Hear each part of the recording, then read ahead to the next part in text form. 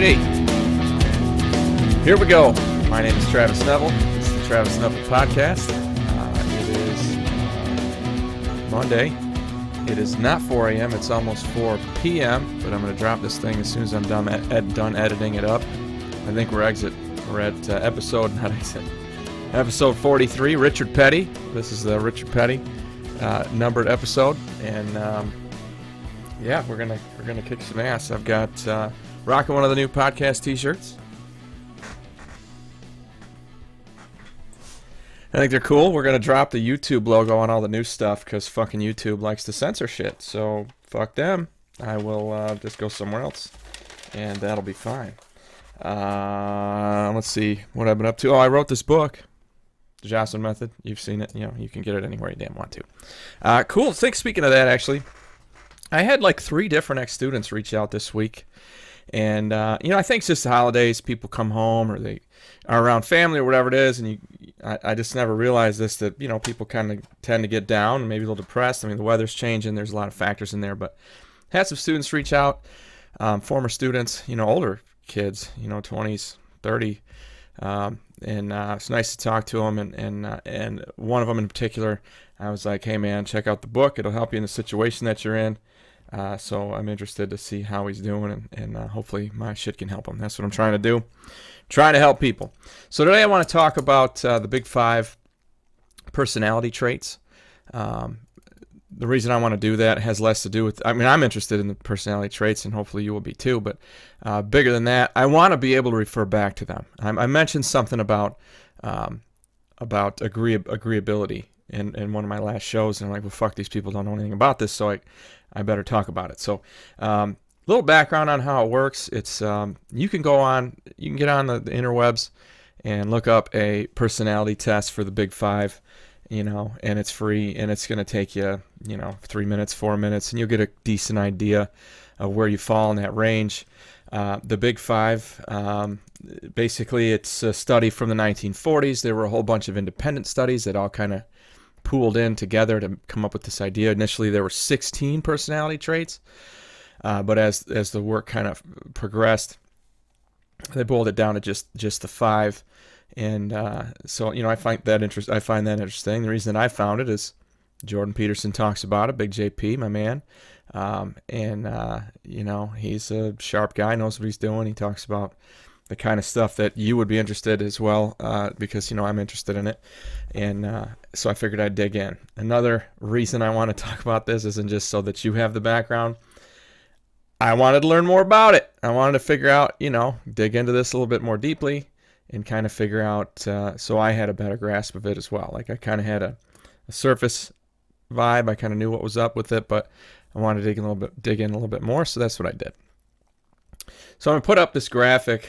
Am I going to point? Yeah, it's going to be right there. I'm going to put up this graphic here. I'm going to put that up a few times as I bring up each of these items so you can take a look. But if you can look, if you see there, it says ocean, OCEAN. Those are the 5. I've also seen it as canoe. It's the same letters, but ocean I think works just fine.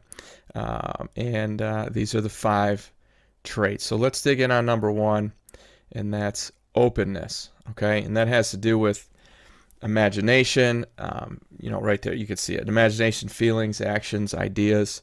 How open are you? And how that manifests, I guess you'll get a little bit better idea of what it is as we dig into either side of it. And, here's another thing you should know about each one of these things.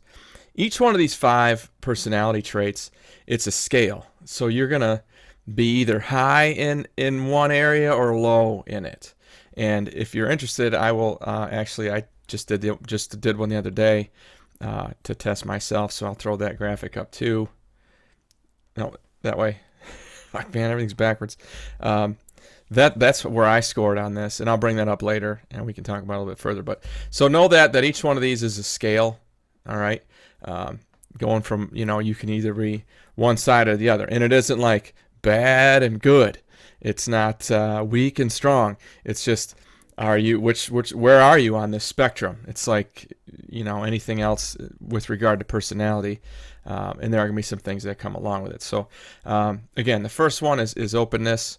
And when you have a low score in openness, you're going to be, just kind of a more conservative, conventional, routine-oriented person, very practical, very, I hate to say boring, but fuck, it kind of is. I mean, you like your routines, you like being in repeatability, you like predictability, you don't stray from your norm.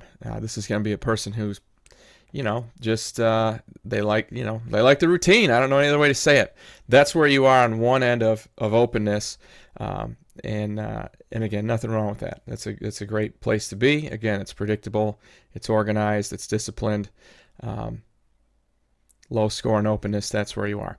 High score in openness, on the other hand, that's a person who's going to have a lot more curiosity. It says right there, wide range of interests, independent, somebody who's just going to want to go out and learn about new things, who's I score really high on openness, and I think that's obvious. I mean, I go out and make fucking mistakes. I go try new shit all the time. I mean, this whole podcast experiment, I didn't know shit. I was standing in a room with a bunch of other coaches the other night, and we were looking at a video that I had done. I had these graphics and stuff in there, and one of these guys like, how the fuck did you do that? And my first thought was, holy shit, 6 months ago I could not have done that, and I had no idea how to do it, but I was interested in it, so I figured out how to use editing software, and I figured out how to add graphics, and you guys watch as the show progresses. It goes from at the beginning, it was only coming out of one speaker, and now I can do graphics and I can do fucking all kinds of cool shit. So, so that's deciding you want to try new shit. Like I said, I score real high. I can give you a ton of examples of that. That's the reason why I chose to go out and get my cycle endorsement. I was like, well, this would be a cool new challenge. I want to try this out, see if I can do it. And, so that's what I did. So there's your high openness. That's where you'll be. And again, just because I score high in openness, that doesn't mean that I'm not practical, conventional. That doesn't mean that I don't like a routine, because I actually really do. I mean, my day is very organized, and I do have regular routines that I'm into every day, every single day. So know that's just because you're on one end doesn't mean you completely forsake the other side. Second trait, conscientiousness. This one is a strong predictor of adult success. If you have a high score in conscientiousness, you are going to make it. Make it. You know what I mean? You're going to have a good job where you move up and you are successful. That's where people who are high in conscientiousness score. So let's do it backwards this time. So high conscientiousness score, that's the hardworking, dependable, organized, disciplined. They're on top of the details. It's just like it sounds. They're very conscientious. They're very aware of what's going on around them, and you're on top of things. That's the person who plans really good trips. That's the person who meal preps. It's that organization part, the dependability. That's like clockwork. It's the very type A, right? So that's very type A. Somebody who's like I said, organized, disciplined. AJ squared away. Everything's got its place. That's the high conscientiousness score. And again, like I said, people who are high in conscientiousness almost always are successful employment-wise. Generally, that person, that specifically isn't going to be the person who starts their own business and does well, but if they are running a business, they'll be good at it. The low score in conscientiousness, that's the impulsive, the careless, the disorganized, the kind of fly by the seat of their pants, the Tim Riggins type, where they just live day by day and, hey, this sounds fun, let's do that.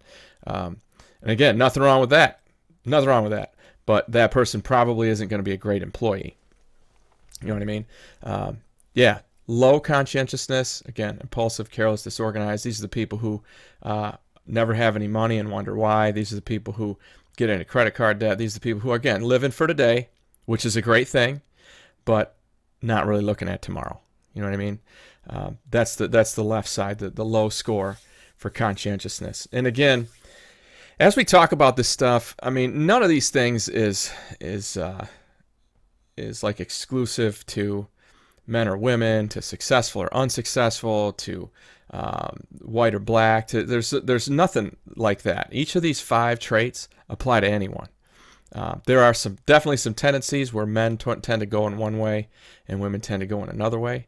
Like in conscientiousness, in general, women generally score higher in conscientiousness than men do.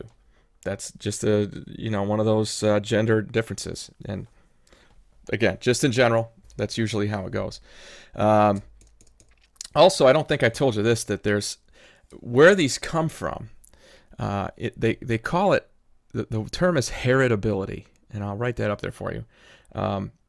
These traits are 50% heritable, which it sounds like inherit, and that's because basically that's what it is. Basically, the study says that each of these traits is 50% inheritable. So it's the nature versus nurture thing, right? So how did this person end up how they are? Is it just how they are, or were they raised that way? And these traits are basically a crapshoot. It could be either. You could come out in one way and be massaged the other way by your upbringing. That happens. Now, that said, the way that, how do I word this? It's consistent for all of your life. If at 10, you're high in openness and high in conscientiousness, at 50, you're going to be high in openness and high in conscientiousness. It's consistent. It doesn't change throughout your life. I mean, who you are is who you are. And that's how fucking personality works, right? I mean, there's things in your life that'll change you a little bit, but as we've talked about, people don't fucking change. They don't change. And I think that's good. There should be things in the world that don't. I shouldn't say should. I don't like to use the word should. I'm glad there are things in the world that don't change, which is kind of cool. So these are things that you'll keep with you for your whole life, which that's interesting too. You can study that shit on a kid, and you know it's what they're going to be as an adult. So in that way, you can use it prescriptively. Well, this kid's very low in conscientiousness. They're impulsive, careless, disorganized. So we better help kind of, again, work them into a way where they're going to be more able to be successful in a job, should they choose to do that. It's like teaching somebody a different language. You know what I mean? So that's where this becomes useful, really. I always think in terms of education. I was in education for a long time. So there's that. Third one, extroversion. It is exactly what you've heard before. You guys have heard the difference between introvert and extrovert. That's exactly what this is. If you're scoring low in extroversion, you're quiet, reserved, and withdrawn, just like it says there on the graphic. You're a person who prefers not to be out in big gatherings. You prefer a night in. You are not ever going to be the life of the party. Being in social situations drains your energy, makes you exhausted to be there. So that's your low extroversion range. High extroversion is exactly what it sounds like. Like, I tend to be high in extroversion. I love being around people. It's a lot of fun. Matter of fact, I've had several people tell me recently, while I'm working on moving to a much more isolated place than where I live now, but you're so social. How are you going to talk to people? What are you going to go nuts, man? I'm like, fuck, I've worked from home for 5 years, and I do this show from home, and I live by myself, and it's fucking fine. I'll be fucking fine. It's no different wherever I am. You know what I mean? Just because when I go outside of my home, there are fewer places to go, that doesn't mean that I will have less access to people. And I do. I need that social interaction. I will, especially in the winter when I'm in here, banging it out, doing this kind of work and working on my business. I'll realize that it's been 2-3 days since I've talked to anyone. Now, I go to the gym every day, but I'm headphones and grinding. Like, I might give somebody a nod. That's all. I'm not having a conversation with anyone the same way at the grocery store. So days go by, and I'm like, well, fuck, I need some contact here. I'm getting kind of antsy. So I'll just go to the corner bar and sit down and talk to the bartender. You know what I mean? Talk to the waitress who's serving me. And, that's how I kind of deal with that. So anyway, with regard to extroversion, that's your ability to be sociable. And how that really manifests itself, again, when predicting success as an adult, obviously it's going to have a lot to do with how many friends you have and how many friends you make. If you're able to obviously go forward and meet people and, hey, man, how's it going? Or just make friends easily. That's part of being extroverted. you're going to have more people in your circle. It's just how it is. But I could boil this extroversion down into a much more, I don't know, I guess business-like term, and I would call it assertive. And assertiveness, especially in a workplace, is super fucking helpful. I mean, it kind of goes against the grain of making friends, but I don't go to work to make friends. When I had jobs, I wasn't there to make friends. I always did, but being assertive means you're going to go up and say, hey, this is a thing that we need to do. This needs to happen. We got to get this done. You're not going to sit back and let people kind of walk over you. And that kind of transitions into the fourth situation here, which is agreeability. And this is the one that I referenced in one of those previous podcasts as being that this is a big difference between men and women, the agreeability piece. I don't know if you're going to find a lot of people that disagree that in general, the social expectations for women are different than the social expectations for men. Now, you get all these fucking dimwits that want to subscribe to the theory of social Marxism, where every single person, man or woman, is exactly the same. They can all do the same jobs, do the same things, have the same capabilities, have the same strengths, have the same weaknesses. Those people are retarded. And it's just because they're just not paying attention. And I would tell you again, find study after study of psychologists. They're going to tell you that in general, women are less agreeable. No, I'm sorry, they're more agreeable than men. Okay, so women are going to score higher on agreeability. And what that looks like is helpful, trusting, empathetic, able to understand what a person's motivations are, giving a fuck what their motivations are, helping somebody out when they fail, caring how they feel. Again, the trusting part, different than trustworthy. I would say that's conscientiousness. High conscientiousness, trustworthy. That's a trustworthy person. But a trusting person is probably high in agreeableness. That's a person who believes that, everything the government tells them, everything the media tells them, that person is probably going to be very friendly and very nice. Negative side, that person is probably pretty, gullible and able to be manipulated and a potential victim from scams because they're so trusting. When I think of somebody high in agreeableness, I don't think of women. I don't, but that's how the thing goes. I think of an old person, like an old lady, I guess, who is, just believes all the shit that's going around out there. Oh, this is what I saw on TV, so it must be true. Not your deep critical thinker usually. Again, just in general. Whereas men tend to be on the low in agreeability, and those are people, those guys, you're going to be critical. Everything you hear, you're going to be like, oh, wait a minute now. I don't know if that's true. Uncooperative, suspicious, not, untrusting, right? That's, and how that manifests in in a career or a job situation is pretty simple. I mean, the people who are lower in agreeability, they're going to be more likely to, I'm going to use that same word from extroversion, they're going to be more likely to be more assertive. That's the person who, when the boss comes into a staff meeting and says, we're going to do X, Y, and Z, that's the person who's going to be like, I don't think that shit's going to work. And here's why. And in general, I mean, that's not necessarily the squeaky wheel, but kind of think that way a little bit, I guess, if you want to understand what somebody who's low in agreeableness. You don't agree with everybody. You know what I mean? That's why they call it agreeableness.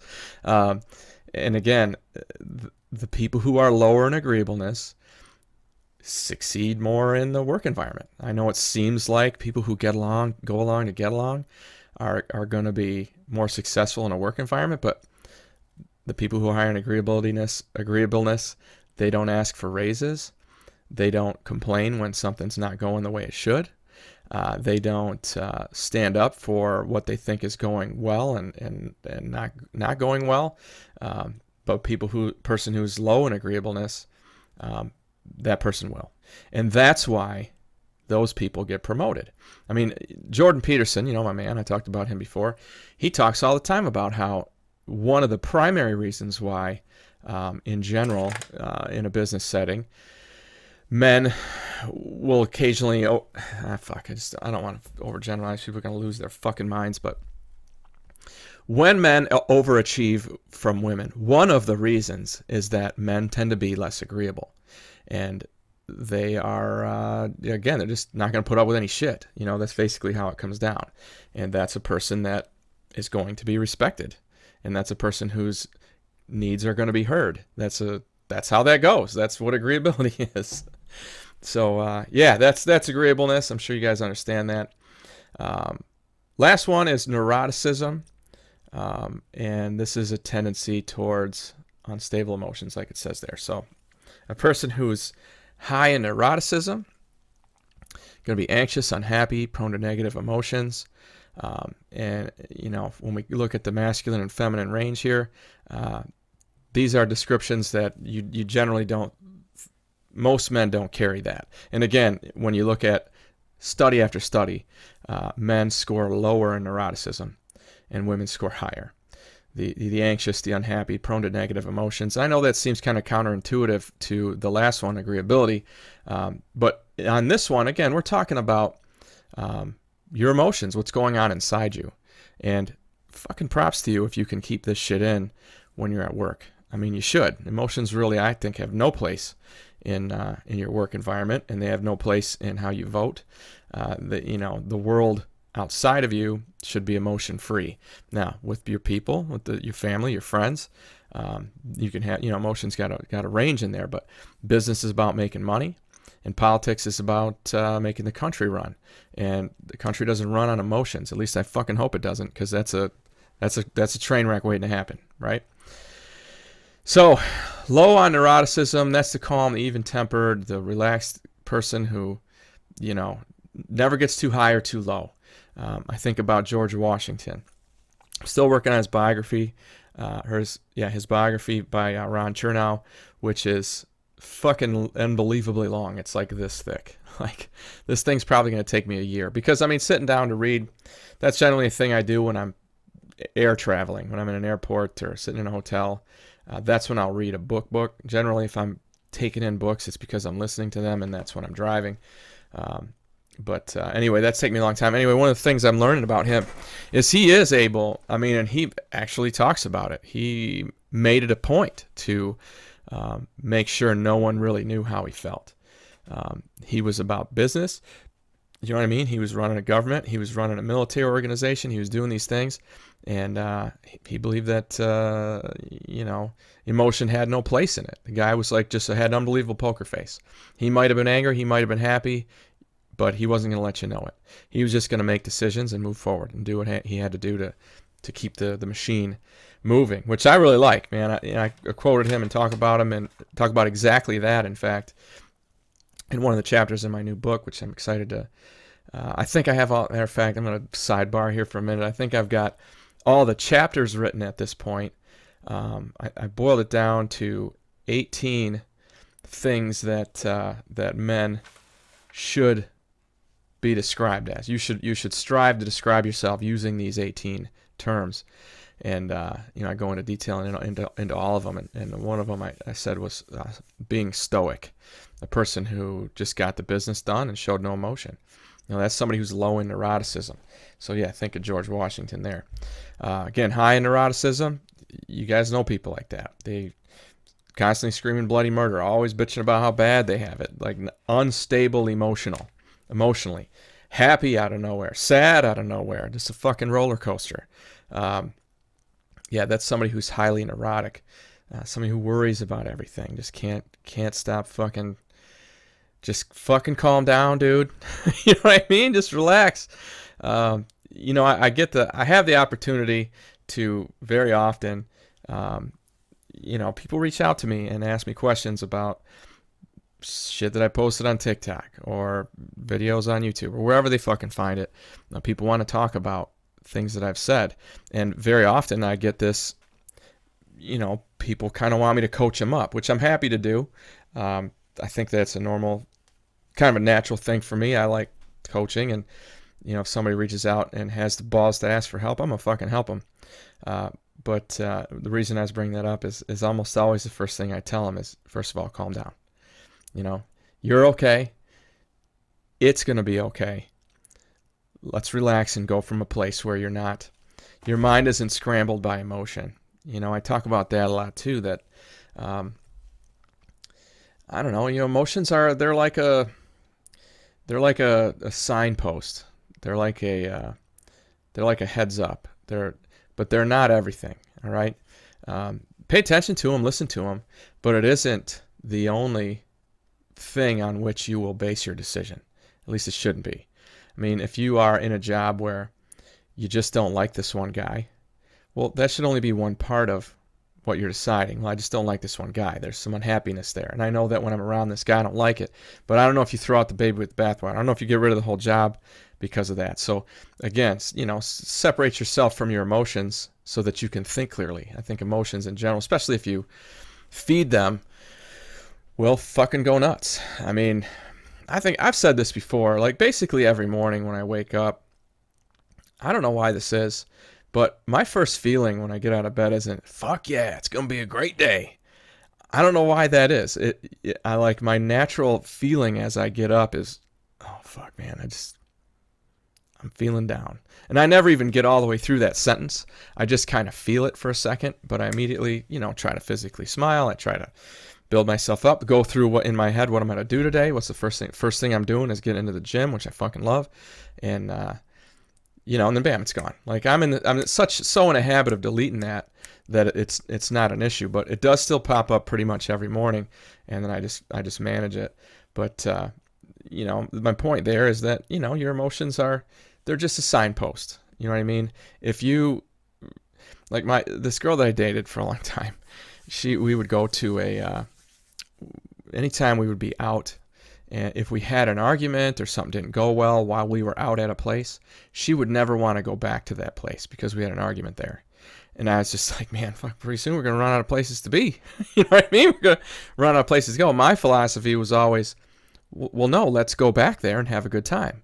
And then you're not stuck with this bad memory. You know what I mean? Then it's not like every time you drive by, you got to think about how we had a fight there. We could have fights anywhere. You know what I mean? We could have a disagreement anywhere, but most of the time we were happy and smiling and things were great, and that happened all the time. So my point with that is, like I said, you can't let emotions make these big fucking decisions for you. And people who are high in neuroticism, they tend to. You know what I mean? If you're these two things, I'm going to kind of boil it all down into two things. I think the two worst things you can be are low in conscientiousness and high in neuroticism. If you are those two things, you are probably going to have a very unhappy life, okay? Because you're not going to look downfield. You're going to be impulsive, careless, disorganized. You're not going to invest your money. You're going to be constantly looking for right now satisfaction, right now gratification, and you'll always be anxious, happy, and prone to negative emotions. And they go hand in hand because if you are high in neuroticism, you seek to soothe that. You seek to try to put out that fire. And a lot of times you do that by being impulsive. By like, you know what, fuck it. I'm just going to go ahead and get fucking blasted tonight. Now, who cares about tomorrow? You know what I mean? Or, I got to go to work tomorrow. I don't care. I need to feel good right now. That kind of process, I think you can mature through that and rely on the other. Like I said, your character traits, your personality traits basically never change. But, you learn as you mature to, you can adjust a little bit. You know what I mean? You can be like, well, I know I tend to be that way, so I will work to make sure I don't. Personality traits are what they are. They are who you are, but it doesn't mean that you have to act on them all the time. You know what I mean? Like you might be low in conscientiousness, impulsive, careless, and disorganized, but it doesn't mean you have to actually act that way. You might be thinking that way, but you can train yourself not to act that way. Same thing with neuroticism. You might be anxious, unhappy, tense about all kinds of shit, unable to relax, but you're working on it. You're like, man, I feel this way, but I'm going to make myself sit here and watch this fucking football game or watch this episode of Yellowstone and just relax just for 1 fucking hour. I'm going to make myself kick those thoughts out of my head for a little while. You know what I mean? So again, as I said, this shit's the same from the time you're born until the time you're old. And it is, like I said, you can inherit it. It can be as a result of how you were raised. But they're all just personality traits. None of these is a death sentence. None of these is it's going to mean you're going to be unsuccessful. There are people who are all over this range on all of these that have made great lives for themselves, and it's all about what you do with it. This is just the hand you were dealt. How are you gonna play it? In what order are you gonna put your cards down? What are you gonna do to adjust for it? How are you gonna adapt? That's how they work. So that's it. That's the big 5 personality traits. I hope that it opened your eyes a little bit to who you are and what you are, and maybe you're looking around your family and your work situation, and you're kind of starting to tag some people. Yeah, shit, that guy's always kind of anxious, or he shows signs of that. It's got to be tough. So, you can adapt and at least understand them and move forward. But big 5 personality traits. Check out Jordan Peterson if you want to learn more about him. My name is Travis Neville. I wrote this book called The Jossman Method. It's every damn where. Your book all the chapters are done. It's got to write a preface, a couple other things. Shopping for a publisher right now, and then we will should be out by spring. But hope this helped. The show today helps you in some way to get your shit together. Have a great week.